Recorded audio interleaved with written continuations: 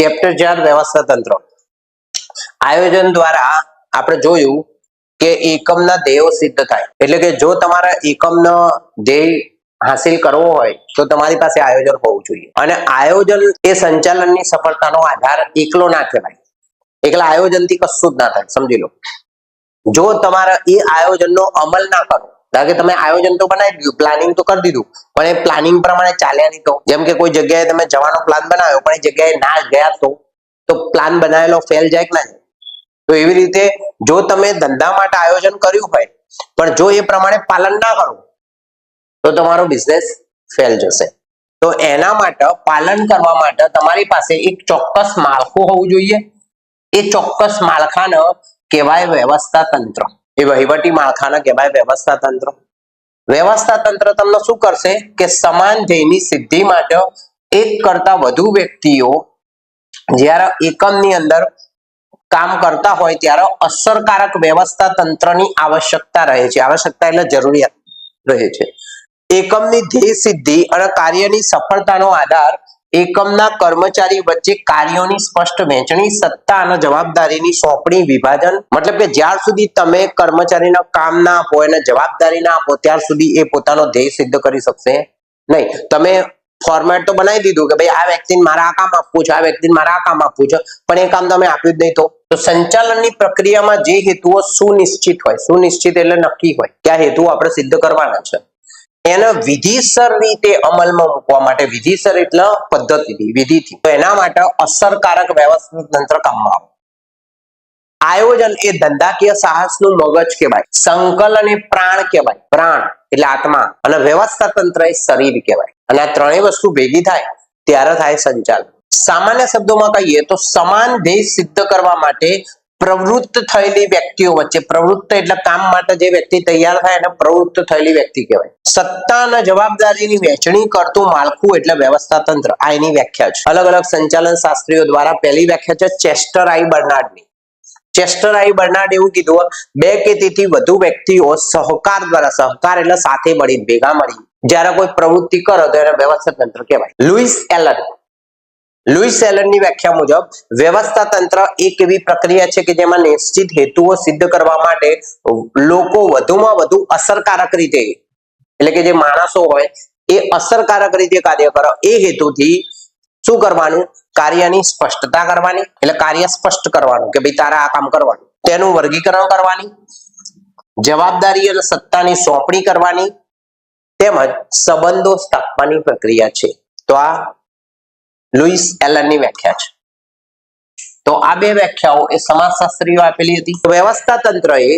સમગ્ર વહીવટ તથા સંચાલન પ્રક્રિયાને શું બનાવે છે અસરકારક બનાવે છે કાર્યક્ષમ બનાવે છે તમારા ધંધાને પરફેક્ટ બનાવો વ્યવસ્થા તંત્રથી તમે મુશ્કેલમાં મુશ્કેલ કાર્ય પણ સારી રીતે કરી શકો જો તમારું વ્યવસ્થા તંત્ર બિનકાર્યક્ષમ હોય તો તમે ધંધાનો જે હેતુ સિદ્ધ કરવા માંગો છો એ ના કરી શકો તો એટલા માટે તમારું વ્યવસ્થા તંત્ર એ પરફેક્ટ અથવા તો કાર્યક્ષમ હોવું જોઈએ અને તેથી ધંધા કે એકમ પાસે યોગ્ય અને અસરકારક વ્યવસ્થા તંત્ર હોય તો જ સાધનનો ઇષ્ટતમ ઉપયોગ થાય અને સમય શક્તિનો બચાવ થાય નાણાંની બચત કરી શકાય એકમની પ્રવૃત્તિઓમાં વિસંગતતાઓ એટલે કે જે કોને કયું કામ કરવું એ ખબર ના પડે એને વિસંગતતા કહેવાય પણ આપણને ક્લિયરિટી હોય આપણા મગજમાં ખબર હોય કે ભાઈ આ વ્યક્તિને મેં આ કામ સોંપ્યું છે અને આ કામ સોંપ્યું આના કામ સોંપ્યું તો આને સંગતતા કહેવાય વ્યવસ્થા તંત્રનો ખ્યાલ મૂળભૂત રીતે સમૂહ સાથે સંકળાયેલો છે વ્યવસ્થા તંત્રનો ખ્યાલ શેની સાથે સંકળાયેલો છે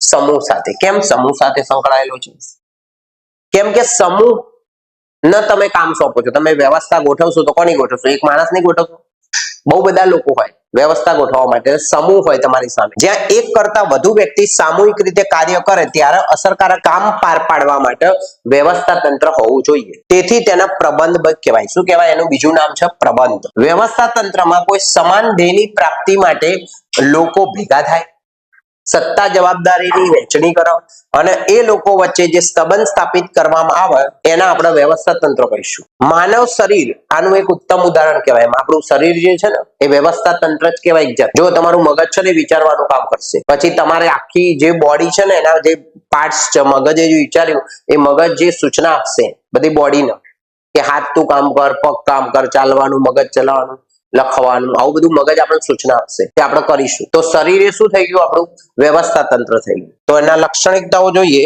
વ્યવસ્થા તંત્રની પહેલી લાક્ષણિકતા છે, વ્યવસ્થા તંત્ર એ કેવી પ્રવૃત્તિ છે? ધ્યેયલક્ષી પ્રવૃત્તિ છે. ધંધાકીય એકમના ધ્યેયની સિદ્ધિ માટે વ્યવસ્થા તંત્રની રચના કરવામાં આવે. એકમમાં મુખ્ય ધ્યેય ઉપરાંત વિભાગીય ધ્યેય પણ હોય. વિભાગો વાઇઝ બી ધ્યેય હોય, કર્મચારીને એનો પોતાનો બી ધ્યેય હોય અને આખી કંપનીનો બી ધ્યેય હોય. અને એ બધા ધ્યેયોને શું કરવું પડે? એકમના હેતુઓ, વિભાગીય હેતુઓ, કર્મચારીના હેતુઓ, આ બધી વસ્તુ વચ્ચે શું કરવું પડે? રૈખિક સંકલન. રૈખિક સંકલન એટલે બધાના હેતુ સમાન હોવા જોઈએ, અલગ અલગ હોય ના ચાલે. અને એટલા માટે ધ્યેયલક્ષી પ્રવૃત્તિ છે એવું કહેવાય. આયોજન પર આધારિત છે. જ્યાર સુધી તમે આયોજન ના કરો ત્યાર સુધી વ્યવસ્થા તંત્ર ગોઠવી ના શકો. આયોજન કરો પછી જ વ્યવસ્થા તંત્ર ગોઠવાય. અને એટલા માટે વ્યવસ્થા તંત્ર બનાવતા પહેલા આયોજન હોવું જોઈએ. સત્તા અને ફરજોની સોંપણી છે. તો વ્યવસ્થા તંત્રમાં આપણે શું કરીશું? જુદી જુદી વ્યક્તિઓને જુદી જુદી સત્તા આપીશું. જુદી જુદી સત્તાઓ માટે એને જુદી જુદી જવાબદારી આપીશું. તમે એકલી જવાબદારી આપો કામનું નહીં, એકલી સત્તા આપો કામનું નહીં. તમારે સત્તા આપીને જવાબદારી આપવી પડે, અને જવાબદારી આપવી હોય તો પાવર બી આપવો પડે, સત્તા બી આપવી, બે આપવી પડે. માનવ પરિબળનું મહત્વ. વ્યવસ્થા તંત્રમાં માનવી કેન્દ્ર સ્થાને હોય. કેમ કે માનવી વગર આપણે તમે વ્યવસ્થા ગોઠવો, કૂતરા બલાડાની થોડી ગોઠવો, માનવીની ઉપર વ્યવસ્થા ગોઠવીશું ને આપણે. એટલા માટે અસરકારક વ્યવસ્થા તંત્રની સ્થાપના કરવા માટે તમારી પાસે માણસ હોવા જોઈએ. અને એટલા માટે વ્યવસ્થા તંત્રમાં કેન્દ્ર સ્થાને કોણ હોય? માણસો હોય. પરિવર્તનશીલ. વ્યવસ્થા તંત્ર એકવાર બનાવ્યા પછી તમે એનો પરિવર્તન કરવું હોય તો કરી શકો. તમે એકવાર ધારો કે ટાઈમ ટેબલ બનાવ્યું, પછી એવું કે ફિક્સ હોય કે ના ભાઈ આ રીતે જ વાંચવાનું, એવું ના હોય. તમારે વ્યવસ્થા બદલી હોય, ધારો કે કોઈ વ્યક્તિને કોઈ કામ સોંપ્યું હોય તો ભાઈ ચાલ તું હટી જા, બીજા કામ સોંપ, તું હટી જા ભાઈ બીજું. વ્યવસ્થા ચેન્જ કરવી પડે, તો એને કહેવાય પરિવર્તનશીલતા. પરિવર્તન લાવવું પડે, પર્યાવરણ પ્રમાણે ફેરફાર કરવો પડે, તમારી અંદર બદલાવ કરવો પડે, ચેન્જ કરવું પડે. આંતર સંબંધની સ્થાપના કરવા માટે વ્યવસ્થા તંત્ર કામમાં આવે. તો કોની કોની વચ્ચે આંતર સંબંધ સ્થાપો? તો હોદ્દાઓ, વિભાગો આંતર સંબંધની સ્થાપના કરે. હોદ્દા અને વિભાગ વચ્ચે એક કાર્યના બીજા કાર્ય સાથે અને એક વિભાગના બીજા વિભાગ સાથે સંબંધોને જોડવાના એના આંતર સંબંધ કહેવાય. જ્યાર સુધી તમે એક કર્મચારી બીજા કર્મચારી સાથે હળી મળીને કામ નહીં કરો ત્યાર સુધી કંપનીમાં કોઈ વસ્તુ બનશે જ નહીં. માની લો કે કાર બનાવતી કંપની હોય અને એ કાર બનાવતા જે માણસો હોય એ બધા વચ્ચે તાલમેલ ના હોય, તો એક જણ ડાબી બાજુનો દરવાજો બનાવે, એક જણ જમણી બાજુનો બનાવે, અને પેલું આગળનું તો ટાયર લાગી જ હોય, જો સહકાર ના હોય. પણ સહકાર હોય તો ફટાફટ કાર બની જાય. જેટલા માણસને જે કામ આપ્યું એ કામ એ કરી દે તો કાર તરત તૈયાર. કેમ કે પાર્ટ્સને ખાલી જોઈન્ટ જ કરવાના બનાવ્યા પછી. દેખરેખ અને અંકુશ રાખવા માટે વ્યવસ્થા તંત્ર બહુ કામમાં આવે. વ્યવસ્થા તંત્રથી તમને ખબર પડે કે કયો વ્યક્તિ ક્યાં કામ કરે, કયો વ્યક્તિ કયા સેક્શનમાં છે, કયા વિભાગમાં છે. તો એના માટે વ્યવસ્થા તંત્ર બહુ કામમાં આવશે. વ્યવસ્થા તંત્રમાં સામૂહિક પ્રવૃત્તિ. સામૂહિક પ્રવૃત્તિ એટલે કે જ્યારે આપણે ધ્યેય સિદ્ધ કરવા માંગતા હોઈએ ત્યારે બહુ બધી વ્યક્તિ હોય અને બહુ બધી વ્યક્તિને સંભાળવા માટે આપણી પાસે એટલે કે યોગ્ય માળખું પૂરું પાડવું. યોગ્ય માળખા વગર તમે વ્યક્તિને સંભાળી ના શકો. અને એટલા માટે સામૂહિક કાર્ય સહકારથી કરવું. સહકાર વગર કશું ના થાય. જો તમે સહકાર કંપનીમાં તમે કોઈ કંપનીમાં કામ માટે ગયા હોય તમે સહકાર ના લો તો તમે ત્યાંથી ફેંકાઈ જાઓ, કાં તો કંપની ફેંકાઈ જાય. બેમાંથી એક કામ થાય. હવે તમારો ધ્યેય અલગ હોય અને કંપનીનો ધ્યેય અલગ હોય તો કંપની તમને કાઢી નાખવાની, કંપની થોડી તમને રાખવાની. તો કહેવાનો મતલબ શું કે વ્યવસ્થા તંત્ર પ્રમાણે તમારે પ્રવૃત્તિ કરવી પડે અને એ પ્રમાણે તમારે ચાલવું પડે. અને એટલા માટે એને સામૂહિક પ્રવૃત્તિ. કેમ કે સમૂહમાં કોઈ વ્યક્તિ ધારો કે એક અલગ ચાલતો હોય અને 5-10 વ્યક્તિ હોય ને 10 માંથી એક અલગ ચાલે બાકીના 9 એક સાઈડ ચાલે ના ચાલે. પેલો એક જે અલગ ચાલે એ છૂટો પડી જાય. આવું થાય. નિયંત્રિત વહીવટી માળખું. તો વ્યવસ્થા તંત્ર એ નિયંત્રિત વહીવટી માળખું કહેવાય. કેમ કે એમાં નિયમો દ્વારા ચાલે અને નિયંત્રણ આવશ્યકતા હોય. નિયંત્રણ એટલે કંટ્રોલ જરૂરી. વ્યવસ્થા તંત્રમાં કંટ્રોલ વગર કશું ના થાય. અને એટલા માટે વ્યવસ્થા તંત્રની સ્થાપના કરવામાં આવે. કેમ કે નિયંત્રણ રાખવા માટે જ વ્યવસ્થા તંત્ર બનેલું છે. તો આ હતી તમારી લાક્ષણિકતાઓ. વ્યવસ્થા તંત્રની પ્રક્રિયાના તબક્કા જોઈએ. તો વ્યવસ્થા તંત્રની રચના એક વૈજ્ઞાનિક પ્રક્રિયા છે. કેવી પ્રક્રિયા છે? વૈજ્ઞાનિક પ્રક્રિયા છે. અયોગ્ય રીતે રચાયેલું વ્યવસ્થા તંત્ર લાંબો સમય ટકી શકે નહીં.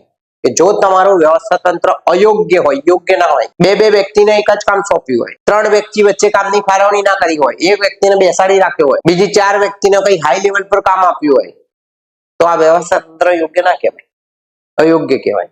અને એવું વ્યવસ્થા તંત્ર ટકી શકે નહીં.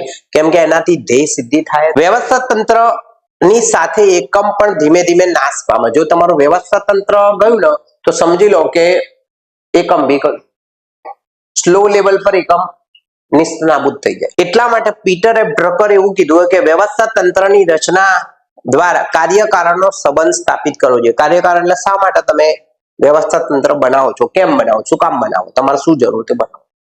એટલે કાર્ય અને કારણ વચ્ચે સંબંધ સ્થાપિત કરવો પડે. અને એટલા માટે વ્યવસ્થા તંત્રની રચના યોગ્ય રીતે થવી જોઈએ. યોગ્ય ઢબે, ઢબે એટલે યોગ્ય રીતે, ઢબે એટલે રીત. આ એક પ્રોસેસ છે, સમજી લેજો. તો આના મુદ્દાઓ તમે તોડી નહીં શકો પરીક્ષા. પ્રોસેસ હોય એટલે હંમેશા મુદ્દા તૂટે નહીં. હા, પ્રક્રિયા હોય એટલે એક પહેલો મુદ્દો હોય છેલ્લે ના લખાય, છેલ્લો મુદ્દો હોય પહેલા ના લખાય, સમજી લો. કેમ કે એ સળંગ જ ચાલે. ભાઈ તમે લક્ષણો ઉપર નીચે લખો ચાલે, પણ આના મુદ્દા તમે ઉપર નીચે લખો ના ચાલે, કેમ કે પ્રક્રિયા છે. તો પહેલા શું કરીશું વ્યવસ્થા તંત્ર માટે? હેતુઓની સ્પષ્ટતા.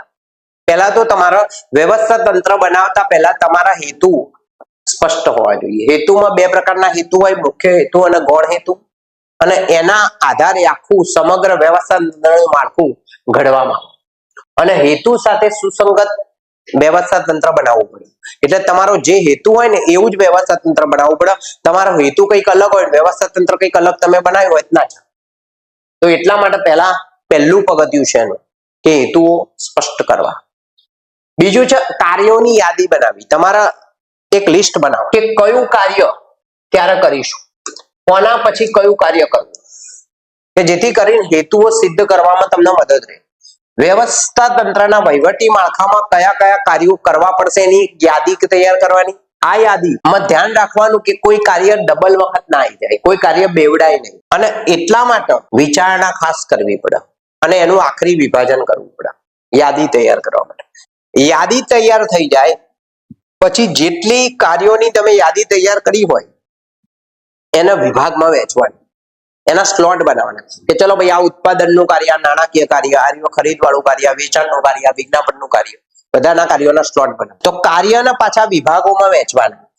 અને એટલા માટે વિશિષ્ટીકરણનો લાભ મળે. વિશિષ્ટીકરણ એટલે જે વ્યક્તિને જે કામ આવડતું હોય એ કામ પ્રમાણે તમે એને કામ સોંપી શકો, એને વિશિષ્ટીકરણ કહેવાય. એકમના સ્વરૂપ અનુસાર, ભૌગોલિક વિસ્તાર અનુસાર, કાર્યાનુસાર આવી રીતે અલગ અલગ ભાગલા હમણાં આવશે એના પ્રકાર. જેમ કે સમગ્ર દેશમાં આપણે માન લો કે કોઈ વસ્તુનું ઉત્પાદન કરવું છે તો તમારે 4 ભાગલા પાડવા પડે: પૂર્વ, પશ્ચિમ, ઉત્તર, દક્ષિણ. કે જેથી કરીને તમે 4 દિશાઓમાં તમારી વસ્તુનું ફેલાઈ શકો, એનું પેકેજિંગ, એનું વિતરણ, વિજ્ઞાપન, આ બધી વસ્તુઓ કરવું પડે. આને કહેવાય વિભાગીકરણ. હવે વિભાગો તો પાડી દીધા, તો વિભાગો માટે શું કરવાનું? તો વિભાગીય હોદ્દાની લાયકાત નક્કી કરી. વિભાગોને સંભાળવા માટે કોઈ વ્યક્તિ તો જોઈએ ને, એમ થોડો કોઈ વિભાગ ચાલે. તો વિભાગોને સંભાળવા માટે તમારી પાસે યોગ્ય લાયકાત ધરાવતા એક વ્યક્તિની નિમણૂક કરવાની કે જે આખા વિભાગને સંભાળે. એને વિભાગીય હોદ્દા અને જવાબદારી કહેવાય. વિભાગીય હોદ્દા અને જવાબદારી આપી દીધી પછી તમારે સત્તા અને જવાબદારીની સોંપણી કરવાની. એટલે કે જે તમે વિભાગ માટે જે વડો બનાવ્યો હોય એ વડો પેટા વિભાગ બનાવશે અને પેટા વિભાગ વાળા લોકોને એનું એ વડો કામ આપશે, એ વિભાગના નીચેના લોકો. જેમાં એ સત્તાની સોંપણી કરશે. સત્તાની સોંપણી એટલે પોતાની પાસેનો પાવર હોય નીચેના વ્યક્તિને આપશે. હોદ્દો ધરાવતી વ્યક્તિ કઈ વસ્તુ માટે જવાબદાર છે, કોણ કોને જવાબદાર છે, કોને કોના આન્સર આપવાનો. જેમ આપણે નહીં ભાઈ સ્કૂલ હોય તો ભાઈ ટ્રસ્ટી હોય તો ટ્રસ્ટી ઓર્ડર આપે, આચાર્યના આચાર્ય ઓર્ડર આપે, શિક્ષકોનો શિક્ષક ઓર્ડર આપે વિદ્યાર્થીના, અને વિદ્યાર્થી ઘેર આવીને ઓર્ડર આપે વાલીને. તો આ સળંગ ચાલે પ્રોસેસ. તો આના આપણે કહીશું એક શૃંખલા જવાબદારીની. આંતર સંબંધોની સ્થાપના કરવી પડે. કેમ કે તમે વિભાગો તો બનાવી દીધા, વિભાગોને સત્તા જવાબદારી સોંપી દીધી, પણ જો એક વિભાગ બીજા વિભાગ સાથે એટેચ નહીં હોય, ધારો કે ઉત્પાદન વિભાગને ખબર જ ના હોય કે ઉત્પાદન કેટલું કરવાનું, તો ખરીદ વિભાગ ખરીદી શું કરશે? એ ખરીદી વિભાગને ખબર હોય છે કે ઉત્પાદન વિભાગ આટલું ઉત્પાદન કરવાનું છે તો આપણે આટલી ખરીદી કરીએ.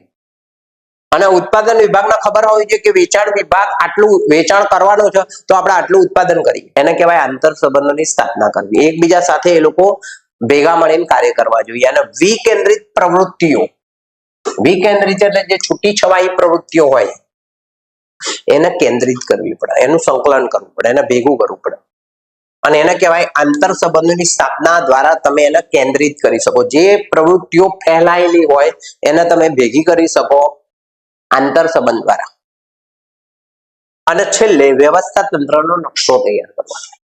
વ્યવસ્થા તંત્રનો નકશો એટલા માટે તૈયાર કરવાનો કે જ્યારે કોઈ અધિકારી તમારી કંપનીમાં પ્રવેશ કરે એ પ્રવેશ દ્વાર ઉપર જ વ્યવસ્થા તંત્રનો નકશો હોય કે ભાઈ કયો કર્મચારી કયા વિભાગમાં કામ કરે. હા ભાઈ નાણાં વિભાગમાં આ રમેશભાઈ કામ કરે, કે ભાઈ ઉત્પાદન વિભાગમાં આ ભાઈ કામ કરે, આ ભાઈ કામ કરે. તો એવી રીતે આખો નકશો હોય, પ્લાન હોય કે ભાઈ યંત્ર વિભાગમાં કોણ કામ કરે તો એનું નામ સાથે એનો હોદ્દા સાથે. તો આનો નકશો કહેવાય. અને વ્યવસ્થા તંત્રનો નકશો નોટિસ બોર્ડ ઉપર લગાવવો પડે. એટલે જ્યારે એન્ટ્રન્સ થાય કંપનીનું ત્યારે જ એને લગાવવો પડે. વ્યવસ્થા તંત્રનું માળખું જોઈએ તો અસરકારક વ્યવસ્થા તંત્રના માળખા માટે આપણી પાસે વ્યવસ્થા તંત્રના અલગ અલગ પ્રકારો છે. જેમાં પહેલું છે રૈખિક વ્યવસ્થા તંત્ર, બીજું છે કાર્યાનુસાર, ત્રીજું છે વૈધિક, ચોથું છે અવૈધિક અને પાંચમું છે શ્રેણી. રૈખિક વ્યવસ્થા તંત્ર કોને કહેવાય? તો રૈખિક વ્યવસ્થા તંત્ર એ સૌથી પ્રાચીન વ્યવસ્થા તંત્ર છે, સૌથી જૂનું છે, એનો સરળ પ્રકાર છે. લશ્કરની અંદર વર્ષોથી આ વ્યવસ્થા તંત્રનો ઉપયોગ કરવામાં આવે છે. અને જે લશ્કરી વ્યવસ્થા છે એની અંદર ખાસ કરીને કેન્દ્રીકરણ ઉચ્ચ સપાટીએ થાય. એટલે કે હોદ્દા ઉચ્ચ સપાટીએ હોદ્દો હોય, એના પછી મધ્ય સપાટી આવે, પછી નિમ્ન સપાટી આવશે. એટલે કે જવાબદારી, સત્તા અને જવાબદારીની વહેંચણી કેવી રીતે થાય? ઉપરથી નીચે તરફ થાય. ઉચ્ચ સપાટીથી તળ સપાટી તરફ થાય. ઉપરથી નીચે તરફ સત્તાની સોંપણી કરવામાં આવે તો એવા વ્યવસ્થા તંત્રને કહેવાય રૈખિક વ્યવસ્થા તંત્ર. તેમાં દરેક વ્યક્તિ ઉપરી અધિકારીને જવાબદાર હોય. કર્મચારી હોય, કર્મચારી એના ઉપરીને જવાબદાર હોય. એટલે ઉપરી અધિકારીને કઈ બી કામ હોય તો કે. આ પ્રકારના વ્યવસ્થા તંત્રમાં ઉચ્ચ સ્થાન પ્રમાણમાં વધુ સત્તા અને નીચલા સ્થાને સત્તા ઓછી હોય. જે ઉપરની પોસ્ટ પર હોય એની પાસે પાવર વધારે હોય, નીચેની પોસ્ટ હોય એની પાસે પાવર ઓછો હોય. રચના જોઈએ. આ પ્રકારના વ્યવસ્થા તંત્રમાં સમગ્ર ધંધાકીય એકમને જુદા જુદા વિભાગમાં વહેંચવામાં આવે. વહેંચ્યા પછી વિભાગની અંદર અધિકારીની નિમણૂક કરવામાં આવે. એક વિભાગ માટે એક વડો રાખવામાં આવે અને એને સત્તા અને જવાબદારી સોંપવામાં આવે. આ પ્રકારના વ્યવસ્થા તંત્રમાં વિભાગો મુજબ કામ થાય. વિભાગો પાડી દેવામાં આવે અને વિભાગ વાઇઝ કામ થાય. અને એટલા માટે વિભાગો પાડ્યા પછી પણ તમે કામ મુજબ આની સોંપણી ના કરી શકો. જો આ વ્યવસ્થા તંત્રની રચના કાર્ય અનુસાર નહીં પરંતુ વિભાગ અનુસાર કરવામાં આવે. અહીંયા તમને નમૂનો બતાવ્યો.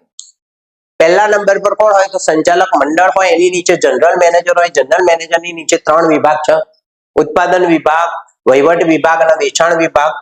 ઉત્પાદન વિભાગની નીચે કોણ કોણ અધિકારી હોય? તો ખરીદ અધિકારી હોય અને ઉત્પાદન અધિકારી હોય. ખરીદ અધિકારીની નીચે કારકુન એટલે ક્લાર્ક હોય. ઉત્પાદન અધિકારીની નીચે સુપરવાઇઝર હોય. સુપરવાઇઝર સૌથી મોટી પોસ્ટ કહેવાય. એનથી નીચે આવો ફોરમેન ને છેલ્લે આવશે કામદાર. આ last level post, 4th level ઉપર. વહીવટીમાં કારકુન હોય, આમાં કારકુન, આમાં સેલ્સમેન હોય અને પેલામાં કર્મચારી. કેમ કે વેચાણ કરવાનું તો સેલ્સમેન હશે ને, વસ્તુ વેચશે. અને વિજ્ઞાપનમાં કર્મચારી હશે, એ વિજ્ઞાપન કરશે, એડવર્ટાઇઝ કરશે. વિજ્ઞાપન એટલે રૈખિક વ્યવસ્થા તંત્રમાં સર્વોચ્ચ સત્તા સંચાલક પાસે હોય. નીતિ વિષયક નિર્ણયો એટલે કે જે વ્યક્તિ પહેલા ઉપર હોય એની પાસે બધો પાવર હોય અને બધા નિર્ણય જ લેતો હોય. આ વ્યવસ્થા તંત્રમાં જનરલ મેનેજરની સત્તા એ મેળવવા. જનરલ મેનેજરનું સ્થાન મુખ્ય વહીવટી અધિકારી તરીકેનું હોય. મુખ્ય વહીવટી અધિકારી એટલે સીઈઓ હોય. સીઈઓ કહેવાય, ચીફ એક્ઝિક્યુટિવ ઓફિસર. વિભાગીય અધિકારી પાસે ઉપર જે ચાર્ટ તમે જોયો એમાં ઉત્પાદન, વહીવટી એમ 3 વિભાગ પાડેલા. એની અંદર પાછા બીજા પેટા વિભાગ પાડ્યા. એની અંદર એના કર્મચારી અને નીચે કારકુન, ફોરમેન, સુપરવાઇઝર, આ રીતે ભાગલા પાડેલા. તો આવી રીતે રૈખિક વ્યવસ્થા તંત્રની સત્તા ઉચ્ચ સપાટીથી તળ સપાટી તરફ જાય અને એટલા માટે સત્તા ઉપરથી નીચે તરફ આવે, જવાબદારી નીચેથી ઉપર તરફ જાય. તો એટલા માટે આને રૈખિક વ્યવસ્થા તંત્ર કહેવાય. રૈખિક વ્યવસ્થા તંત્ર કઈ જગ્યાએ કામમાં આવે? તો જે ધંધાકીય એકમમાં એકમનું કદ નાનું હોય, મતલબ કે નાનું એકમ હોય, કાર્યક્ષેત્ર મર્યાદિત હોય, એટલે કે બહુ કામ કરવાનું હોય નહીં, થોડું ઘણું કામ રહેતું હોય નોર્મલ. અંકુશ અને શિસ્તના પ્રશ્નો ઓછા હોય, બહુ ધ્યાન રાખવાની જરૂર ના પડે. તો એવી જગ્યાએ આ પ્રકારનું વ્યવસ્થા તંત્ર વધારે અનુકૂળ આવે. અનુકૂળ આવે એટલે ફાવે. આ અનુકૂળ મતલબ રૈખિક વ્યવસ્થા તંત્ર આ જગ્યાએ કામ કરે. મતલબ તમારું એકમ મોટું થઈ ગયું, વિશાળ થઈ ગયું, આ વ્યવસ્થા તંત્ર કામમાં આવશે નહીં. બીજા નંબરનું વ્યવસ્થા તંત્ર કાર્યાનુસાર વ્યવસ્થા તંત્ર. કાર્યાનુસાર વ્યવસ્થા તંત્ર એટલે રૈખિક વ્યવસ્થા તંત્રમાં આપણે શું કર્યું? વિભાગો આવ્યા. રૈખિકમાં શું આવ્યું? વિભાગ વાઇઝ સમાયું ના આવ્યું. કાર્યાનુસાર ના નામ પ્રમાણે કાર્યાનુસાર અધિકારી બનાવવાના. હોદ્દો નહીં, વિભાગ નહીં પાડવાના, કાર્ય મુજબ અધિકારી બનાવ. તો રૈખિક વ્યવસ્થા તંત્રમાં વિભાગને મહત્વ આપવામાં આવે તે મુખ્ય એની મર્યાદા છે. આ મર્યાદાને ધ્યાનમાં રાખીને કાર્યાનુસાર વ્યવસ્થા તંત્ર અસ્તિત્વમાં આવ્યું. રૈખિક વ્યવસ્થા તંત્રમાં વિશિષ્ટીકરણનો અભાવ જોવા મળે. મતલબ કે તમે પરફેક્ટ વ્યક્તિને પરફેક્ટ કામ આપી ના શકો રૈખિક વ્યવસ્થા તંત્રમાં. જો તમારે વિશિષ્ટીકરણનો લાભ લેવો હોય તો તમારા કાર્યાનુસાર વ્યવસ્થા તંત્ર અપનાવવું પડે. રૈખિક વ્યવસ્થા તંત્ર અનુસાર એકમના એક વિભાગના અધિકારી અને કર્મચારીના અનેક પ્રકારના કાર્યો કરવા પડે. વિભાગ હોય જેમ કે માની લો કે ઉત્પાદન વિભાગ છે, તો ઉત્પાદન વિભાગનો અધિકારી શું કરશે? ઉત્પાદનનું બધું કામ કરશે, ભલે એને ફાવતું હોય કે ના ફાવતું હોય. અધિકારી કર્મચારી કાર્યમાં નિષ્ણાંત બધામાં તો ના જ હોય. તમે ધારો કે ઉત્પાદન વિભાગનો કોઈ વડો બનાવ્યો, હવે ઉત્પાદન વિભાગના વડાને બધું કામ આવડતું હોય? એને વહીવટાઈ કરતા આવડે, એને ઓડિટિંગ કરતા આવડે, સંચાલન કરતા આવડે, એવું બધું એને ના આવડે. એક સાથે બધું કામ ના આવડે. તો એના માટે તમારે નિષ્ણાંત વ્યક્તિની જરૂર પડે, વિશિષ્ટ જ્ઞાન ધરાવતી વ્યક્તિની જરૂર પડે. ટેકનિકલ નોલેજ, ધારો કે કોઈ વ્યક્તિને કોમ્પ્યુટર પર બેસાડ્યું હોય અને એને કોમ્પ્યુટર ના આવડે, તો પણ રૈખિકમાં એવું થઈ ના શકે. રૈખિકમાં તો તમે જેના વિભાગીય વડો બનાવ્યો હોય એને બધું આવડવું જોઈએ. તો એ ખામીને દૂર કરવા માટે આ વ્યવસ્થા તંત્રનો જન્મ થયો, જેને કહેવાય કાર્યાનુસાર વ્યવસ્થા તંત્ર. તો કાર્યાનુસાર વ્યવસ્થા તંત્રની અંદર રચના જોઈએ આપણે. તમે જુઓ અહીંયા પહેલા નંબર ઉપર છે મુખ્ય અધિકારી, એની નીચે બે વિભાગ બનાવ્યા ખાલી, કારખાના વિભાગ, વહીવટી વિભાગ. વહીવટી વિભાગમાં સૂચના અધિકારી હોય. આ સૂચના અધિકારી વહીવટી વિભાગમાં કામ કરે અને કારખાના વિભાગમાં. આ સૂચના અધિકારી આ કર્મચારીને બી સૂચના આપશે, આ કામદારને બી સૂચના આપશે. કેમ કે સૂચના અધિકારી અને એનું કામ સૂચના આપવાની, સ્પેશિયલ એના માટે જ એને બનાવ્યો. તો બધી જગ્યાએ સૂચના આપશે તો એ જ આપશે, બીજું કોઈ નહીં આપે. શિસ્ત અધિકારી તો શું કરશે? બધી જગ્યાએ શિસ્ત જ ધ્યાન રાખશે. પછી આ શિસ્ત ધ્યાન નહીં રાખે. પેલામાં કેવું હતું કે જે વિભાગીય વડો હોય ને એ બધું ધ્યાન રાખે, આ બધું એક જ વ્યક્તિ કરે. જ્યારે આમાં શું થયું, જે કામ છે ને એના માટે એક વ્યક્તિની નિમણૂક કરી દીધી. હિસાબી અધિકારી શું કરશે? ખાલી હિસાબ રાખશે. તો એ અહીંયાનો બી હિસાબ રાખશે ને ત્યાંનો હિસાબ રાખશે. એટલે જો અહીંયા બી છે ને ત્યાં માર્ગદર્શન, અહીંયા બી માર્ગદર્શન આપે ને અહીંયા માર્ગદર્શન આપે. પછી જૂથ અધિકારી, અહીંયા બી જૂથ સાચવે, આ બાજુ બી જૂથ સાચવે. ઝડપ અધિકારી, અહીંયા બી ઝડપનું જોવા, અહીંયા બી જોવા. ગુણવત્તા નિયંત્રણ અધિકારી, અહીંયા બી ગુણવત્તાનું નિયંત્રણ કરો, અહીંયા બી ગુણવત્તા નિયંત્રણ. એટલે વસ્તુ બરોબર બની શકે નહીં બની, એને ગુણવત્તા નિયંત્રણ કહેવાય. સમારકામ ઇજનેર શું કરશે? સમારકામ કરશે, બંને જગ્યાએ સમારકામ કરશે. અહીંયા કોઈ તૂટી ફૂટ્યું હોય તો બી કામ કરશે, અહીંયા કોઈ તૂટી ફૂટ્યું હોય તો બી કામ કરશે. ના, રચનામાં ખબર પડી ગઈ, રચનાની અંદર ખબર પડી ગઈ. કાર્યાનુસાર વ્યવસ્થા તંત્રમાં શ્રમ વિભાજન અને વિશિષ્ટીકરણનો મહત્વ આપવામાં આવે. ખાસ ધ્યાન રાખજો, શેને મહત્વ આપવામાં આવે? વિશિષ્ટીકરણ અને શ્રમ વિભાજન. શ્રમ વિભાજન એટલે શ્રમનું વિભાજન કરવાનું. સત્તા અને જવાબદારીની સોંપણી વિભાગ અનુસાર કરવાને બદલે કાર્યાનુસાર કરવામાં આવે. એટલા માટે દરેક કાર્ય માટે એક નિષ્ણાંત વ્યક્તિની નિમણૂક કરવામાં આવે. એક કાર્ય માટે એક વ્યક્તિ. કાર્યના વહીવટી વિભાગીય અધિકારી કે જે પોતાને સોંપાયેલ કાર્ય માટે સંપૂર્ણ રીતે જવાબદાર. એટલે કે જે વિભાગમાં એને જે કામ સોંપ્યું હોય એ કામ ખાલી એના વિભાગ માટે નહીં, બીજા વિભાગ માટે બી એને જઈને જ કામ કરવા. ધારો કે ખરીદ અધિકારી હોય તો એને ખાલી ખરીદીની જ જવાબદારી હોય, બીજું કઈ જવાબદારી હોય નહીં એની પાસે. કાર્યાનુસાર વ્યવસ્થા તંત્રમાં સર્વોચ્ચ સત્તા મુખ્ય અધિકારી પાસે હોય, જે ચાર્ટમાં તમે જોઈ શકો. ચાર્ટમાં ટોપ લેવલ મેનેજમેન્ટ જોડે બધી સત્તા. એકમને બે વિભાગમાં વહેંચવામાં આવે, એની યાદી તૈયાર કરવામાં આવે કાર્યોની, અને યાદી પ્રમાણે દરેકે દરેક કાર્ય માટે એક અધિકારી બનાવવામાં આવે. તો આ પ્રકારના વ્યવસ્થા તંત્ર ની રચના વખતે ખાસ ધ્યાન એ રાખવું જોઈએ કે કોઈ પણ સોંપાયેલું કાર્ય એક વ્યક્તિને સોંપાય પછી બીજી વ્યક્તિને એ સોંપવું જોઈએ નહીં. એક કાર્ય એક વ્યક્તિને આપી દીધું, પછી બીજા વ્યક્તિને બીજું કાર્ય આપવાનું, ત્રીજા વ્યક્તિને ત્રીજું કાર્ય આપવાનું. એટલે કાર્ય બેવડાય નહીં. આનાથી એવું થાય, ફાયદો ના થાય. એક કાર્ય બે વ્યક્તિ નહીં કરતા હોય, એક કાર્ય એક જ વ્યક્તિ કરતી હશે. એટલા માટે એને કાર્યાનુસાર કહેવાય. વૈધિક વ્યવસ્થા તંત્ર તો એકમની અંદર સંચાલકો દ્વારા નિશ્ચિત ધ્યેય સિદ્ધ કરવા માટે વ્યક્તિ વચ્ચે કાર્ય સંબંધોનું જે વિધિસર માળખું રચાય એને વૈધિક કહેવાય. વૈધિક એટલે વિધિસર રીતે રચાયેલું, અને અવૈધિક એટલે વિધિસર રીતે રચાયેલું નહીં. ધારો કે તમે કોઈ જગ્યાએ જોબ કરવા માટે જાઓ, એ વિધિસર કહેવાય, વૈધિક કહેવાય. તમે માનવ સંબંધોને સાચવીને ચાલો એને કહેવાય અવૈધિક. રૈખિક વ્યવસ્થા તંત્ર તેમજ કાર્યાનુસાર વ્યવસ્થા તંત્ર એ વૈધિક વ્યવસ્થા તંત્રના પ્રકારો છે. આના પેટા પ્રકારો છે વૈધિકના. સત્તાની સોંપણી અંગે ઉપરી અને તાબેદારો વચ્ચે સુસ્પષ્ટ હોય, ખબર હોય કઈ વ્યક્તિને, સુસ્પષ્ટ એટલે એકદમ ક્લિયર, માઇન્ડ ક્લિયર હોય કે કઈ વ્યક્તિને શું કાર્ય આપ્યું. વૈધિક માળખું એટલે શું?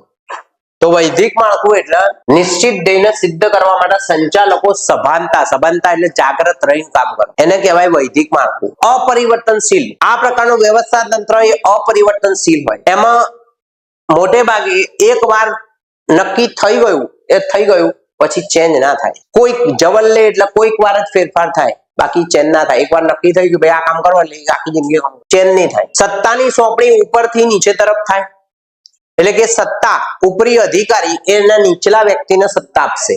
વૈદિક વ્યવસ્થા તંત્રમાં જ્યારે પદ મોટું હોય ત્યારે આ પ્રકાર કામમાં આવે. ચોક્કસ સંબંધો વિધિસર રીતે રચાયેલા હોય. વિધિસર એટલે એની અંદર કર્મચારી અને માલિક વચ્ચેના સંબંધોમાં ચોક્કસ હોય. આમ આપણાપણાના સંબંધ ના હોય. માલિક કર્મચારીની સાથે જે હોય રિલેશન એ રીતનો હોય.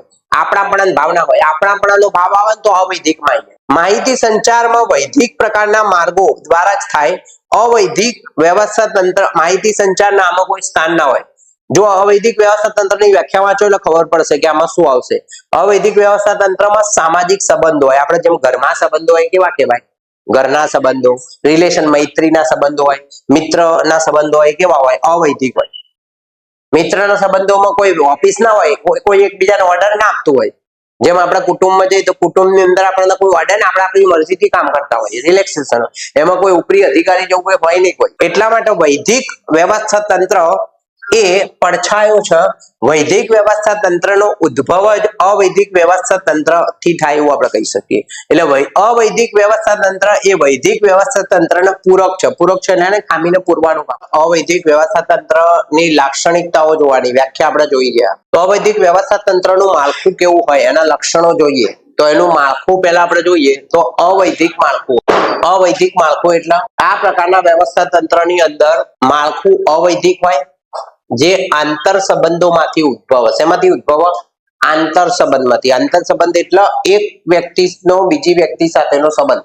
એ રીતે આ સંબંધો દ્વારા ઊભું થાય. એક જ ઔદ્યોગિક એકમમાં કામ કરતા કર્મચારીઓમાં સમાન ધ્યેયની પ્રાપ્તિ માટે કુદરતી રીતે આ માળખાની રચના થાય. એટલે કે કંપની એક જ હોય એમની, અને એ લોકો કર્મચારી ભેગા મળી નેચરલી જે કર્મચારી આપણે ગમતો હોય એની સાથે આપણે આ માળખાની રચના થશે. માનવ વર્તણૂક પર આધારિત. તો આ પ્રકારનું વ્યવસ્થા તંત્ર એ માનવ ઉપર આધારિત હોય.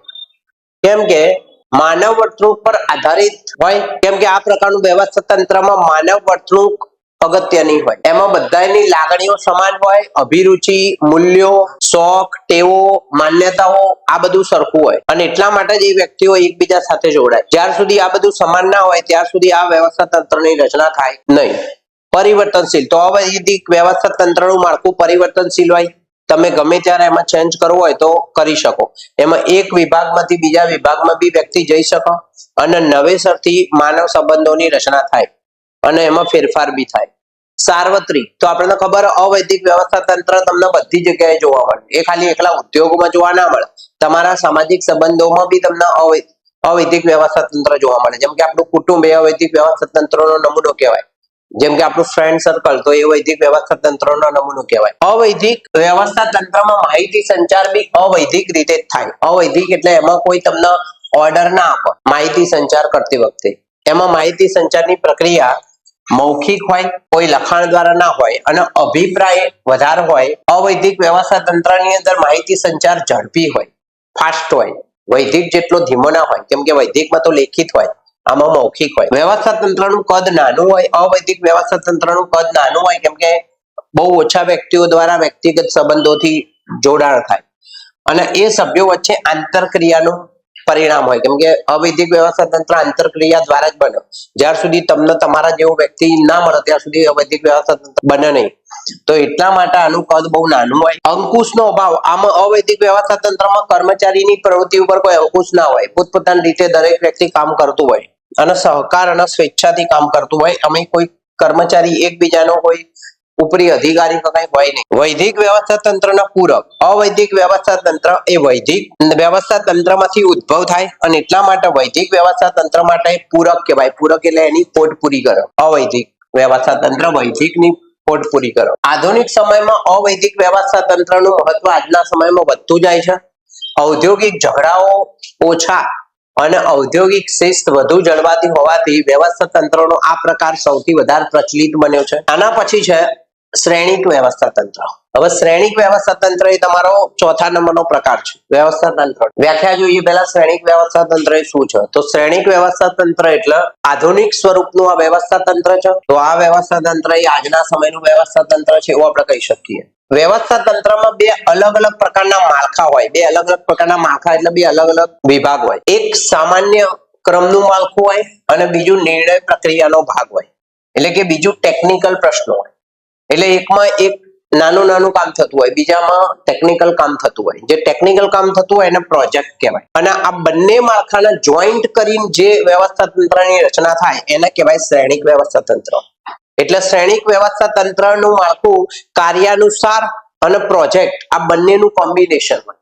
એમાં કાર્ય બી આવી ગયું અને પ્રોજેક્ટ બી આવી ગયું. એટલા માટે એને આધુનિક કહેવાય. કેમ કે હાલના સમયમાં આ જ પ્રકારનું વ્યવસ્થા તંત્ર વધારે ચાલે. હાલમાં લેટેસ્ટ ખ્યાલ મૂકો. આ પ્રકારના વ્યવસ્થા તંત્રમાં કાર્યાનુસાર હોવાથી વિશિષ્ટીકરણનો લાભ મળે. વિશિષ્ટીકરણ કોને કહેવાય? મેં તમને કીધેલું અગાઉ કે જે વ્યક્તિને જે કામ આવડતું હોય એ કામ સોંપવું એને વિશિષ્ટીકરણ કહેવાય. તેમજ પ્રોજેક્ટ સંચાલનના લાભો પણ મળે. આની અંદર પ્રોજેક્ટ સંચાલનનો લાભ પણ મળે. અને એટલા માટે બહુવિધ હુકમ પદ્ધતિનો ઉપયોગ કરતું વ્યવસ્થા તંત્ર. બહુવિધ હુકમ પદ્ધતિ એટલે બે તરફથી તમને આમાં હુકમ આપવામાં આવે. રચના જોઈશું એટલે તમને વધારે ખબર પડશે. આમાં તમે જોઈ શકો કે અહીંયા તમારી પાસે પ્રોજેક્ટ મેનેજરો છે અલગ અલગ. Project number 1, project number 2, project number 3. દરેક પ્રોજેક્ટ માટે એક એક મેનેજર હોય, એક એક સંચાલક હોય. અહીંયા તમારી પાસે ઉપર જનરલ મેનેજર છે અને અહીંયા બધા અલગ અલગ વિભાગ પાડેલા. ઉત્પાદન વિભાગ, ખરીદ વિભાગ, ઇજનેરી વિભાગ, સંશોધન વિકાસ વિભાગ. તો અહીંયા તમારો પ્રોજેક્ટ ચાલશે કે ભાઈ પ્રોજેક્ટ નંબર 1 તો આ પ્રોજેક્ટ બધી જગ્યાએ કામ કરશે. અને આના ચારે ચાર એન્જિનિયરો હોય કે ઉત્પાદન અધિકારી હોય કે ખરીદ અધિકારી હોય એ પોતાનું કામ અહીંયા બી બજાવશે ને અહીંયા બી બજાવશે. બે જગ્યાએ એનું કામ હશે. એની રચના જોઈએ. શ્રેણિક વ્યવસ્થા તંત્રમાં કાર્યાનુસાર વિભાગીકરણ કરવામાં આવે. કાર્ય મુજબ વિભાગો પાડવામાં આવે. પ્રોજેક્ટ વિભાગીકરણ કરવા એટલે પ્રોજેક્ટ મુજબ વિભાગો પાડવામાં આવે. અલગ અલગ પ્રોજેક્ટ હોય જે મેં તમને બતાવ્યું પ્રમાણે. આ પ્રકારના વ્યવસ્થા તંત્રમાં દરેક પ્રોજેક્ટ મેનેજરને એક અલગ પ્રોજેક્ટની જવાબદારી આપવામાં આવે. જો અહીંયા એક મેનેજર છે તો આનો એક પ્રોજેક્ટ આપી દીધો, આને બીજો પ્રોજેક્ટ આપ્યો, આને ત્રીજો પ્રોજેક્ટ આપ્યો. બધાને પ્રોજેક્ટ અલગ અલગ આપે અને દરેક એક પ્રોજેક્ટ માટે એક પ્રોજેક્ટ મેનેજરની નિમણૂક કરવામાં આવે. પ્રોજેક્ટ મેનેજરની જવાબદારી શું હોય કે પ્રોજેક્ટને સફળતાપૂર્વક પૂરો કરવો એ એની જવાબદારી હોય. અને એને સફળતાપૂર્વક નિષ્ણાંત સ્ટાફની મદદ લઈને જુદા જુદા કાર્યો જુદા જુદા વિભાગમાં એને કરવાના. તો આ રીતે નિષ્ણાંતોની એક ટુકડી એને આપવામાં આવે. અને એ ટુકડીમાં કોણ કોણ હોય? તો સંશોધન વિકાસ નિષ્ણાંત હોય, ઉત્પાદન રચના નિષ્ણાંત હોય, તકનીકી નિષ્ણાંત હોય, કોમ્પ્યુટર નિષ્ણાંત હોય. આ બધા જ નિષ્ણાંતો પ્રોજેક્ટના કાર્ય દરમિયાન જે તે વિભાગમાંથી આવે. એટલે અલગ અલગ વિભાગમાંથી આવે. ઉત્પાદન વાળો ઉત્પાદનમાંથી આવે, વેચાણ વાળો વેચાણમાંથી આવે, ટેકનિક વાળો ટેકનિકમાંથી આવે. અને પછી વળી પાછા એના પોતાના વિભાગમાં પાછા જતા રહે. પ્રોજેક્ટ પૂરો થઈ જાય એટલે પાછા એમના વિભાગમાં જતા રહે. જેમ કે માની લો કે આ પ્રોજેક્ટ મેનેજરને ઉત્પાદન વિભાગમાંથી કોઈ વ્યક્તિની જરૂર પડી તો એને બોલાયો, પછી વળી પાછો એ વ્યક્તિ ઉત્પાદન વિભાગમાં પાછો જતો રહેશે. એનું કામ પ્રોજેક્ટમાં પતી ગયું. પ્રોજેક્ટ માટે જ એને સિલેક્ટ કરવામાં આવ્યો હોય. તો ઉપર જોયું આપણે કે જનરલ મેનેજર તરફથી વિવિધ વિભાગો વિવિધ સંચાલકોને સોંપવામાં આવે. અને એમાં ઉપરથી નીચે તરફ રેખામાં સત્તાનું વહન થાય છે કે ઉપરથી નીચે તરફ સત્તા જાય. દરેક પ્રોજેક્ટ માટે પ્રોજેક્ટ મેનેજર સ્વતંત્ર કાર્ય કરે અને જરૂરી નિષ્ણાંત જુદા જુદા વિભાગમાંથી મેળવે. એટલે આ પ્રોજેક્ટ મેનેજર પોતપોતાની રીતે કામ કરશે. નિષ્ણાંતો અહીંયાથી લેશે, અલગ અલગ વિભાગમાંથી બોલાવશે કે ચલો ભાઈ ઇજનેરી વિભાગમાંથી કોક આવો, ભાઈ સંશોધન વિભાગમાંથી આવો, ખરીદમાંથી આવો. આવી રીતે દરેક આવશે. પછી આ પ્રોજેક્ટ પતી જશે એટલે વળી પાછો વિભાગમાં એના પાછો મોકલી દેવામાં આવશે. તો આ સંજોગો એટલે કે આ વ્યવસ્થા તંત્રમાં શ્રેણિકની રચના થાય. જો શ્રેણી બની કે ના બની? શ્રેણી બની. શ્રેણી બની કહેવાય ચોરસ. તો એટલા માટે એને શ્રેણિક વ્યવસ્થા તંત્ર કહેવાય. જ્યાં ટેકનોલોજી અને કામગીરી બંને જોવાનું હોય, ટેકનિક બી હોય અને કામ બી હોય, કે બંનેનું કોમ્બિનેશન હોય, ત્યાં આ શ્રેણિક વ્યવસ્થા તંત્ર વધારે અનુકૂળ આવે એવું આપણે કહી શકીએ. તો એ હતું તમારું શ્રેણિક વ્યવસ્થા તંત્ર. એના પછીનો ખ્યાલ છે વિકેન્દ્રીકરણ વ્યવસ્થા. વિકેન્દ્રીકરણ એટલે શું? તો વિકેન્દ્રીકરણનો અભ્યાસ કરીએ પહેલા આ બે બાબતો તમારે ખાસ ધ્યાન રાખવી પડે. નંબર 1, કેટલાક ધંધાકીય એકમ એવા હોય કે જેમાં માત્ર ઉચ્ચ સપાટીએ સત્તા કેન્દ્રિત થયેલી હોય. ઉચ્ચ સપાટી એ દ્વારા જ મોટા ભાગના નિર્ણયો લેવામાં આવતા હોય. આને કહેવાય કેન્દ્રીકરણ. અમુક વિભાગ એવા હોય કે જેમાં દરેક સપાટીએ કામ કરતા કર્મચારીને નિર્ણય લેવાની સત્તા આપવામાં આવે અને તેઓ સમાન કાર્યના સંદર્ભમાં પોતાનો યોગ્ય સ્વતંત્ર નિર્ણય લેતા હોય, તો આને કહેવાય વિકેન્દ્રીકરણ. તો વિકેન્દ્રીકરણ એટલે તમે સત્તા વહેંચી નાખી, કેન્દ્રીકરણ એટલે સત્તા તમારી જોડે રાખી, પાવર પોતાની પાસે રાખ્યો. પ્રથમ પ્રકારના વ્યવસ્થા તંત્રમાં સત્તા ઉચ્ચ સપાટીથી એ કેન્દ્રિત થતી હોય, એટલા માટે એને કેવું વ્યવસ્થા તંત્ર કહેવાય? કેન્દ્રીકરણ. પહેલું નંબર વાંચ્યો. જ્યારે બીજા નંબરમાં વ્યવસ્થા તંત્ર દરેક સપાટીએ કાર્ય આપવામાં આવે, દરેક વ્યક્તિને કામ આપવામાં આવે, કોઈ એક વ્યક્તિને કામ નહીં, બધા વ્યક્તિને કામ આપવામાં આવે, એટલા માટે એને કહેવાય વિકેન્દ્રીકરણ વ્યવસ્થા. વિકેન્દ્રીકરણ વ્યવસ્થા એટલે બધાના કામ આપ્યું. એના ઉપરથી આપણે એની વ્યાખ્યા જોઈએ તો એનો ખ્યાલ છે, વિકેન્દ્રીકરણનો ખ્યાલ સત્તા અને જવાબદારી સાથે જોડાયેલું છે. એમાં સત્તા અને જવાબદારી આપવામાં આવે.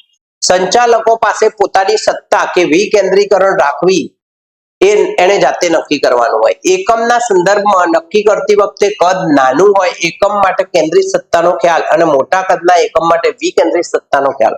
મતલબ કે જ્યાં નાના એકમ હોય ત્યાં કેન્દ્રીકરણ ચાલે, જ્યાં મોટા એકમ હોય ત્યાં વિકેન્દ્રીકરણ ચાલે. વ્યાખ્યા જોઈએ. ઉચ્ચ સપાટીથી નિમ્ન સપાટી તરફ ક્રમશઃ એટલે સ્ટેપ બાય સ્ટેપ સત્તા સોંપણીના વ્યવસ્થિત પ્રયત્નને વિકેન્દ્રીકરણ કહે છે. આ એની વ્યાખ્યા છે. હેનરી ફેયોલે આપેલી વ્યાખ્યા છે. તાબેદારો એટલે આપણે હાથ નીચે કામ કરતા હોય એવા લોકોને તાબેદારો કહેવાય. તાબેદારોના સત્તાની સોંપણી કરવી એટલે કે આપણી નીચેના માણસને સત્તા આપવી.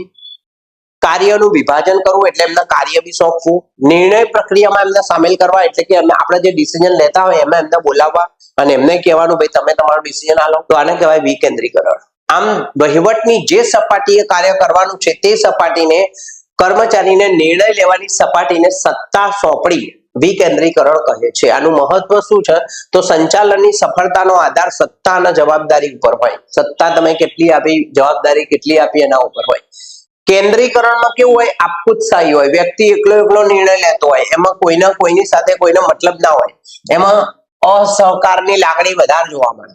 વિશિષ્ટીકરણનો અભાવ હોય. વધુ પડતું કાર્ય એક જ વ્યક્તિ દ્વારા કરવામાં આવતું હોય, જેના કારણે મર્યાદા ઊભી થાય. બધું કામ એક જ વ્યક્તિ કરતો હોય તો મર્યાદા હોય એની અંદર.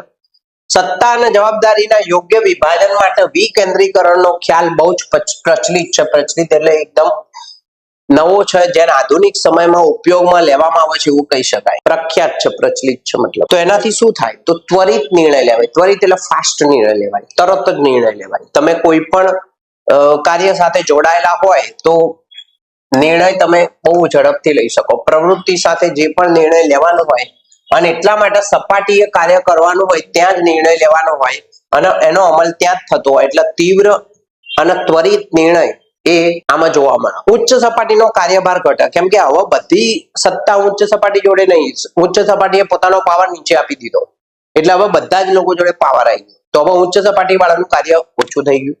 તો અહીંયા વિકેન્દ્રીકરણ વ્યવસ્થામાં મધ્ય અને તળ સપાટી બી સત્તા આપવામાં આવે અને એટલા માટે ઉચ્ચ સપાટીનું કાર્ય શું થઈ જાય? ઓછું થઈ જાય, કેમ કે પાવર નીચે ગયો. અભિપ્રેરણામાં વધારો થાય. અભિપ્રેરણ એટલે પ્રેરણામાં વધારો થાય, આત્મશ્રદ્ધા વધે લોકોની અંદર. ઉચ્ચ સપાટી દ્વારા મધ્ય તથા તળ સપાટીના કર્મચારીને જે તે કાર્ય કરવા માટે નિર્ણય લેવાની સ્વતંત્રતા આપવામાં આવે. ખાલી એકલા બધા નિર્ણય ઉચ્ચ સપાટી ના લે, અમુક નિર્ણય મધ્ય સપાટી અને તળ સપાટી વાળા લોકો પણ લે અને એટલા માટે એમની અંદર આત્મવિશ્વાસ વધે, કેમ કે જ્યારે તમે કોઈ ડિસિઝન લો ત્યારે તમારી અંદર આત્મવિશ્વાસ વધે અને વિવિધ પરિસ્થિતિમાં જ્યારે નિર્ણય લીધો હોય તો તમે કોઈ પણ પરિસ્થિતિનો સામનો કરી શકો. સંચાલકીય પ્રતિભાનો વિકાસ થાય, કેમ કે આપણે વિકેન્દ્રીકરણ વ્યવસ્થામાં આપણી નીચેના કર્મચારીને સત્તા આપીએ છીએ અને પ્લસ નિર્ણય લેવા માટે કહીએ છીએ અને જવાબદારી આપીએ છીએ, તો એની અંદર બી એક નેતાગીરીનો ગુણધર્મ એ પોતાને એવું લાગે કે ભાઈ હા હું બી નેતા છું, મને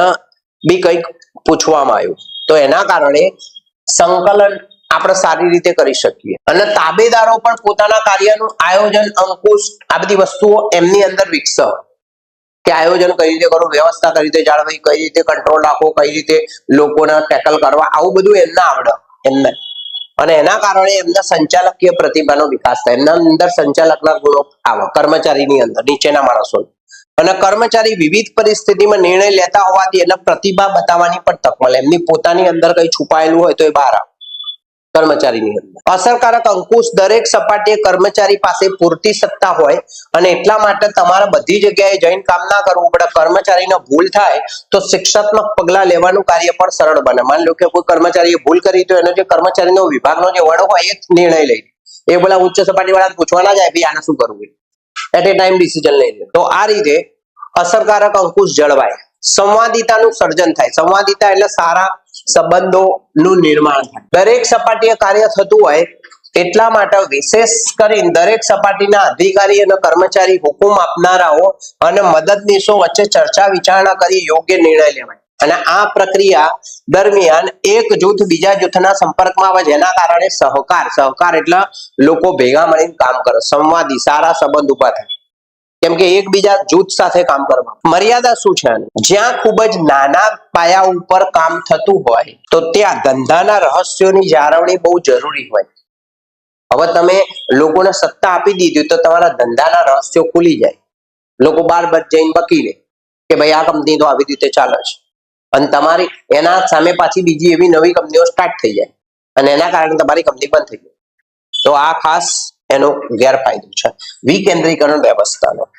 કેટલીક વાર સમાન નીતિના અમલના અભાવના કારણે, સંકલનના અભાવના કારણે વિકેન્દ્રીકરણ નિષ્ફળ પણ થતું આપણને જોવા મળે. સત્તા સોંપણી એટલે શું? કાયદાની દ્રષ્ટિએ સત્તા એટલે અંડરલાઈન કરજો, સત્તા એટલે અધિકાર, પગલા લેવાનો અધિકાર, પાવર. તમારી પાસે એવો પાવર આવે કે તમે પોતે કામ કરી શકો, એને કહેવાય સત્તા. પરંતુ ધંધાકીય એકમમાં સંચાલનની દ્રષ્ટિએ જોઈએ તો સત્તા એટલે હુકુમ આપવાનો અને તેનો અમલ જોવાનો અધિકાર. આ હતું અધિકાર ઉપર જે વાત કરી. કાયદેસર જોવા જઈએ તો અધિકાર, પણ જ્યારે તમે સંચાલનમાં જોવા જાઓ તો તમે કોઈને હુકુમ આપો અને એ હુકુમ પ્રમાણે એને કાર્ય કર્યું છે કે નહીં એ જોવો, એને સત્તા કહેવાય. કે તમારી જોડે પાવર છે કે તમે હુકમ આપ્યો પછી જોયું કે ભાઈ એ વ્યક્તિએ કામ કર્યું કે નહીં.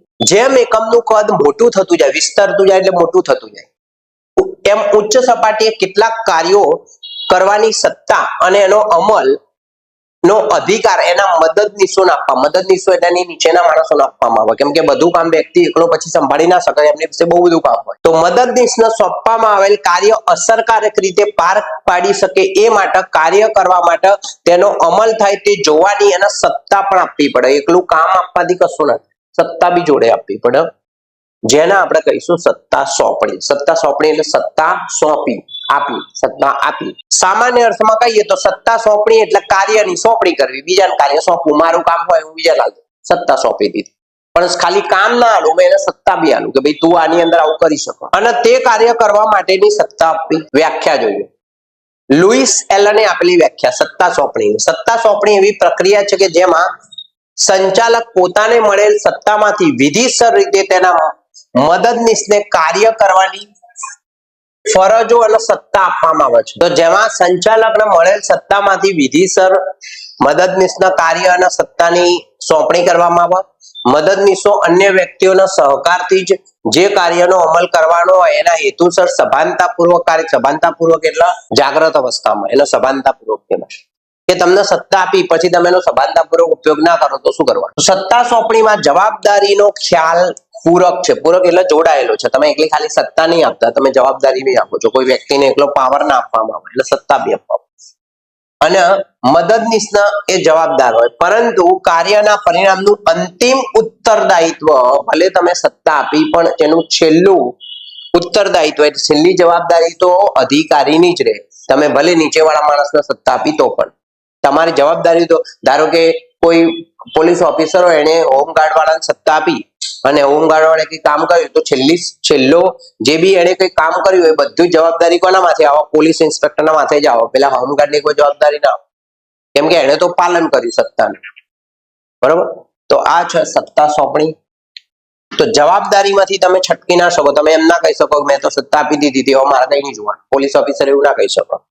એ પોતાની જવાબદારી એને અદા કરવી પડે. મહત્વ જોઈએ તો સત્તા સોંપણી ઉચ્ચ સંચાલકોની કામગીરીમાં રાહત આપે. એટલે ઉચ્ચ સપાટી વાળા કામગીરીમાં ઓછું થાય, એમનું કામ ઓછું થઈ જાય, રાહત મળે. જેના કારણે તેઓ નીતિ વિષયક નિર્ણય ઉપર ધ્યાન કેન્દ્રિત, એટલે નીતિ વાળા નિર્ણય લઈ શકો. તેના દ્વારા સંચાલન કાર્યક્ષમ રીતે થાય. તેથી કહી શકાય કે સત્તા સોંપણી એ સંચાલનની ચાવી છે. અંડરલાઈન કરજો. સત્તા સોંપણી એ સંચાલનની ચાવી કહેવાય, કેમ કે સત્તા સોંપણી એ વ્યવસ્થા તંત્રની પણ ચાવી છે એવું આપણે કહી શકીએ. નંબર 1 પહેલું, કાર્યક્ષમ સંચાલન કરવા માટે સત્તા સોંપણીના કારણે ઉચ્ચ સપાટીએ કામ કરતા અધિકારીની કામગીરીમાં ઘટાડો થાય છે. રોજિંદા કાર્યોની સોંપણી અન્ય સપાટી ઉપર કરવામાં આવતી હોવાથી ઉચ્ચ સપાટી સંચાલકો પોતાના મહત્વના વિષય ઉપર ધ્યાન આપી શકો અને હેતુ સિદ્ધ કરી શકો. તમે તમારું કામ બીજી વ્યક્તિને આપી દીધું તો તમે બીજું કામ કરી શકો ના કરી, કેમ કે તમારું કામ બીજા લોકો કરે તો તમે બીજા કામમાં ધ્યાન રાખી શકશો, તો હેતુ તમારો સિદ્ધ થાય. કર્મચારીનો વિકાસ થાય, કેમ કે કર્મચારીને સત્તા આપવામાં આવે, એમને પોતાની જવાબદારી આવે, એમને પોતાનો આત્મવિશ્વાસ વધે, એના કારણે નિર્ણય લેવાની એનામાં નિર્ણય શક્તિનો વિકાસ થાય. તર્કસંગત વિચારસરણી આવે, સર્જનાત્મક શક્તિનો વિકાસ થાય કર્મચારીની. અભિપ્રેરણ એટલે કે કર્મચારીને પ્રેરણા મળે છે. આની અંદરથી કર્મચારીની પ્રતિભા બહાર આવે. પ્રતિભા એટલે એની અંદર જે છુપાયેલું હોય બહાર આવે, અને મનોવૈજ્ઞાનિક ફાયદાઓ પણ, કેમ કે એ અધિકારીને મદદરૂપ થાય. અને એના કારણે જવાબદારી જ્યારે એને સોંપવામાં આવે ત્યારે કોઈ વ્યક્તિની જવાબદારી જ્યારે ના મળે ત્યારે એને ખબર ના પડે કે શું કરવું. જવાબદારી મળે એટલે પોતાની ફરજનું એને ભાન થાય, તો એના કારણે એને સહભાગી બને. જે પહેલા કર્મચારી કામ ના કરતો હોય તો હવે એ સહભાગી થઈને કામ કરશે, કેમ કે એને સત્તા મળી, એને જવાબદારી મળી, અને એનો આત્મવિશ્વાસ, એનો આત્મસન્માન વધશે, અને કર્મચારી અભિપ્રેરણ થશે. અભિપ્રેરણ એટલે પ્રેરણા મળશે. વિશિષ્ટીકરણનો લાભ મળે. વિશિષ્ટીકરણનો લાભ એટલે કે જે વ્યક્તિને જે કામ આવડતું હોય એ કામ એની પાસેથી લેવું. એટલે સંચાલક જોવે કે આ વ્યક્તિને આ કામ સારું આવડે, ચલો આ વ્યક્તિ આ કામ કરશે. તો જુદી જુદી વ્યક્તિઓને જુદા જુદા કાર્યની જવાબદારી સોંપવામાં આવે અને સત્તા બી આપવામાં આવે. લાયકાત, કૌશલ્ય, જ્ઞાન મુજબ અલગ અલગ પ્રકારે વિશિષ્ટીકરણનો લાભ પ્રાપ્ત થાય. જેની જેવી લાયકાત હોય એ પ્રમાણે એને એવું કામ આપવામાં આવે. સંકલન, મદદનીશ અને ઉપરી અધિકારી જેવા સંબંધો સ્થપાય, એટલે કે એ લોકો વચ્ચે સંબંધો મજબૂત થાય. તળ સપાટીના કર્મચારીઓ કાર્યનો નિર્ણય લેવા માટેની સ્વતંત્રતા મળે. મતલબ કે તળ સપાટી વાળા વ્યક્તિને વારંવાર ઉપરની સપાટીએ જઈને પૂછવું ના પડે કે ભાઈ હું શું કામ કરું. એને ખબર હોય કે એને સત્તા આપેલી છે અને એને કામ કરવાનું. સૂચના અને સફળતાની નોંધ લેવાય અને તેના અભિપ્રાયોને પણ ધ્યાનમાં લેવામાં આવે. એટલે કે કર્મચારી કોઈ અભિપ્રાય આપે, કોઈ રાય આપે તો એને હા ભાઈ ઓકે તમારી રાય બોલ. આંતરમાળખાકીય સંબંધોનો વિકાસ થાય અને એના કારણે સંકલનનું કાર્ય તમે સારું કરી શકો. વિસ્તરણની તક મળે. સત્તા સોંપણી દ્વારા એકમના કાર્યો મદદનીશને સોંપવામાં આવતા હોવાથી ઉચ્ચ સપાટી ધંધાકીય એકમનો વિસ્તાર થાય, કેમ કે તમે એક બ્રાન્ચ બીજી વ્યક્તિને સંભાળવા આપી તો તમે બીજી બ્રાન્ચ ઉપર જઈને તમે બેસી શકો. તો આને કહેવાય આપણે સત્તા સોંપણી. જેમ કે હું અહીંયા કામ કરું છું તો મેં બીજી કોઈ બ્રાન્ચ બીજી કોઈ વ્યક્તિને આપી હોય તો એ બ્રાન્ચ મારી ચાલે, એ વ્યક્તિને મેં સત્તા આપી એટલા, તો બે જગ્યાએ કામ થાય, તો વિસ્તરણ થયું કહેવાય, વધારો થાય. સત્તા સોંપણીના મૂળ તત્વો મોસ્ટ એમપી છે. 3 તત્વો છે સત્તા સોંપણીના. લુઈસ એલને સત્તા સોંપણી એટલે વ્યાખ્યા આપી છે. સત્તા સોંપણી એટલે અન્ય વ્યક્તિને સત્તા અને જવાબદારી સોંપી અસરકારક દેખાવ માટે ઉત્તરદાયિત્વની સ્થાપના કરવી. ઉત્તરદાયિત્વ એટલે તમને કોઈ વ્યક્તિએ કોઈ કામ આપ્યું હોય તો જવાબ બી તમારે જ આપવો પડે, ઉત્તરદાયિત્વ કહેવાય. તો સત્તા સોંપણીના તત્વો, પહેલું તમારે શું આપવું પડે? પહેલા સત્તા ના અપાય, પહેલા જવાબદારી અપાય. જવાબદારી આપો પછી સત્તા અપાય, સત્તા અપાય પછી એની જોડેથી આન્સર લેવામાં આવે, ઉત્તરદાયિત્વ. પાલન થયું કે નહીં? બોલો ભાઈ શું કામ થયું? મેં તમને સત્તા આપી હતી, જવાબદારી આપી હતી, તમે જવાબદારી પ્રમાણે સત્તા પ્રમાણે કામ કર્યું? શું કામ કર્યું? ઉત્તરદાયિત્વ. તો તેમના જણાવ્યા અનુસાર સત્તા સોંપણીમાં જે અંગો છે એમાં પહેલું છે જવાબદારીની સોંપણી, સત્તાની સોંપણી, ઉત્તરદાયિત્વની સોંપણી. આમ જવાબદારી, સત્તાની સોંપણી અને ઉત્તરદાયિત્વ એ ત્રણેય પાયાના અને મહત્વના એકમ છે. ત્રણેયનું મહત્વ સરખું છે અને ત્રણેય તત્વો સ્વતંત્ર રીતે કામ કરે પણ પરસ્પર એકબીજા સાથે જોડાયેલા હોય. તમે ત્રણેય તત્વોને અલગ પાડી ના શકો. આમ સ્વતંત્ર હોય પણ જોડાયેલા હોય. જુઓ આકૃતિમાં આમ અલગ છે પણ જોડાયેલા છે. પહેલું જવાબદારીની સોંપણી. જવાબદારી એટલે શું? તો જવાબદારી એ ઉપરી અધિકારી દ્વારા જે તે કાર્ય કરવા માટે વહેંચવામાં આવેલ ફરજ છે.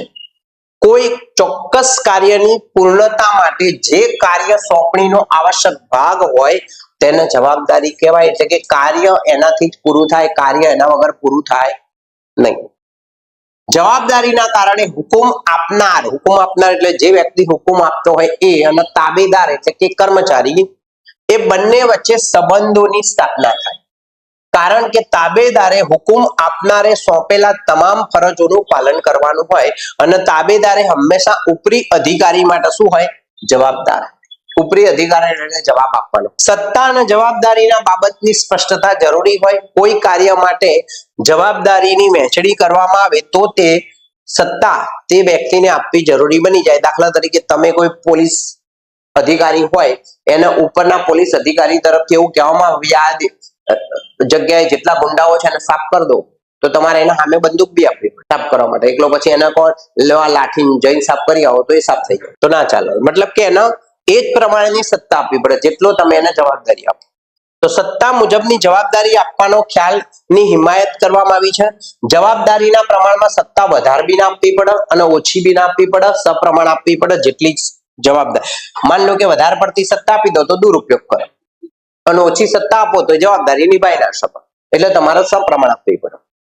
તો જવાબદારી ઓછા પ્રમાણમાં આપવામાં આવે તો સત્તાનું પાલન ના થાય. સત્તા અને જવાબદારી સમતોલ હોવા જોઈએ, તો જ યોગ્ય અને કાર્યક્ષમ બને. એના પછી સત્તા સોંપણી.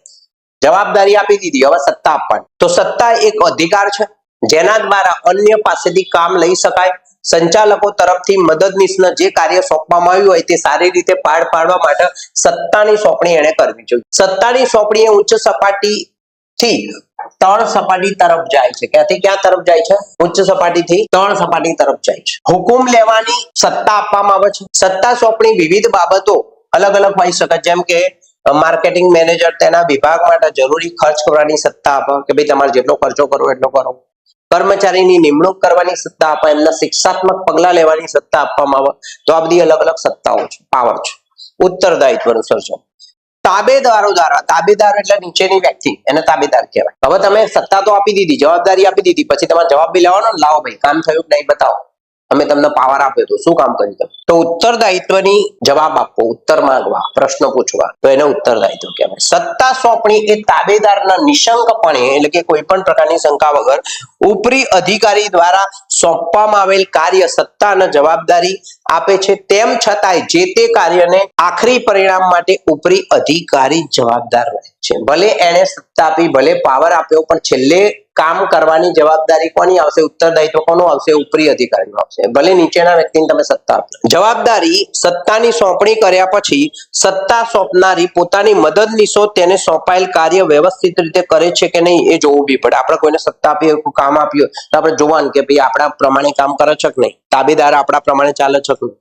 તાબેદારને સોંપાયેલ કામના પરિણામ ઉપરી અધિકારીએ ઉત્તરદાયિત્વમાંથી મુક્ત ના કરી શકે. એટલે ઉપરી અધિકારી એમ ના કહી શકે મેં તો નીચે વાળાને કામ આપી દીધું હતું, એમણે કર્યું નહીં, હું શું કરું? આવું છૂટી ના કહે. જેમ આપણે નહીં કોઈ વ્યક્તિને કામ આપી દઈએ, પછી કહી દઈએ હું તો આના લીધું માની જોવાનું. ઉત્તરદાયિત્વ નીચલી સપાટીથી ઉચ્ચ સપાટી તરફ જાય. ઉત્તરદાયિત્વની સોંપણી ના થાય. ઉત્તરદાયિત્વ જેનું હોય એનું જ રહે.